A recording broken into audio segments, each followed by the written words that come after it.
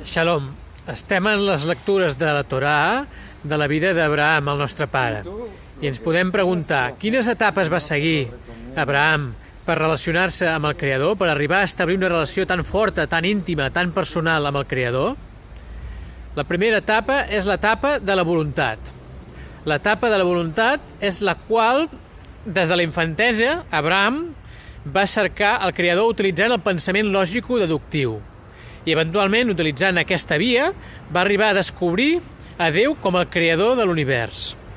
Aquest nivell és el que va pregonar el rei de Shalem, Melquisedec, quan parlava del Déu superior, el creador dels cels i de la terra, el qual va ser superat, aquest rei Melquisedec, per Abraham. La segona etapa és la fase del compromís. En la fase del compromís emprenem l'acció per arribar a establir un vincle amb l'Etern.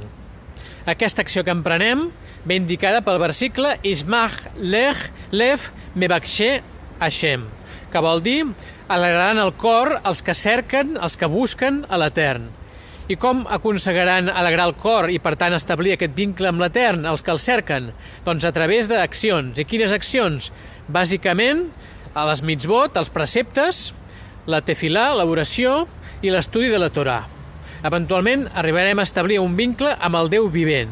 I finalment arribem a l'etapa de la relació. L'etapa de relació és quan la persona estableix un vincle personal, de lleialtat, de confiança i d'afecte amb el Creador. Aquest vincle ve determinat o ve explicat pel versicle d'Isaïes 41:8 que diu Abraham o Avi, Abraham el meu amic, que també es pot interpretar com Abraham el meu estimat.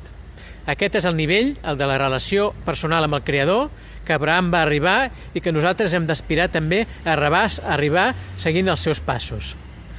Shalom.